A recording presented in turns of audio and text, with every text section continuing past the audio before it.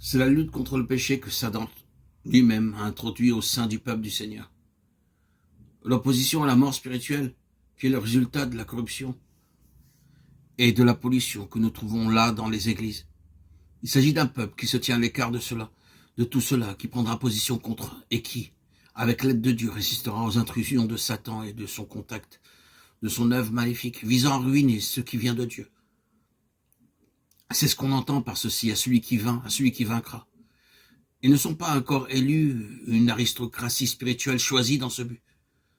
N'importe quel vrai croyant peut et devrait être de cela. En effet, c'est ce que toute l'Église devrait être.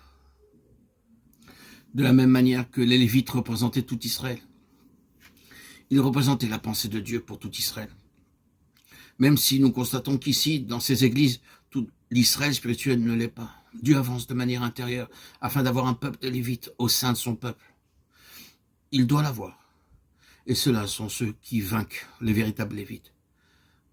Et ils doivent reprendre ce qui est vrai du Seigneur Jésus lui-même, ce qui est vrai du Seigneur. Tout d'abord en eux-mêmes, comme étant en lui, un peuple saint. Et ensuite, parce qu'ils sont un peuple saint, ils ont un ministère de vie et de paix. Chers amis, bien-aimés, je crois que la mesure de notre ministère de vie est d'apporter la vie à ceux qui en ont besoin, et même au peuple de Dieu.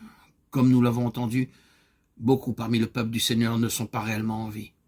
Ils sont nombreux ceux qui, comme Corneille et ses amis, sont très dévoués et sincères, et dans un sens, dans la crainte de Dieu, religieux, mais qui ne sont pas en vie, jusqu'à ce que le Saint-Esprit vienne à eux.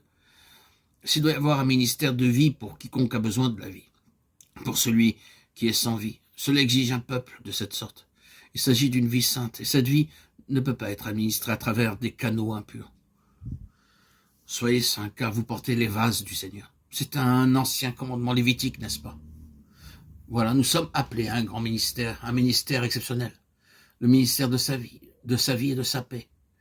Il nous est confié. C'est une chose merveilleuse de réaliser qu'il est possible pour des hommes et des femmes dans une communion sainte avec le Seigneur, d'être des canaux de sa vie pour d'autres, de leur administrer la vie, en saisissant la vie en leur faveur.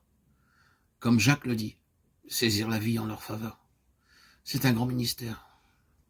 Et la paix, avoir auprès des âmes un ministère de réconciliation avec Dieu. C'est une chose merveilleuse. Mais le ministère repose sur cette condition, un peuple saint, un peuple saint. Que le Seigneur nous rende ainsi, et qu'il est réellement en nous, comme quelques-uns, beaucoup plus, peut-être des multitudes de plus, mais en nous, comme quelques-uns, un vase du témoignage de Jésus,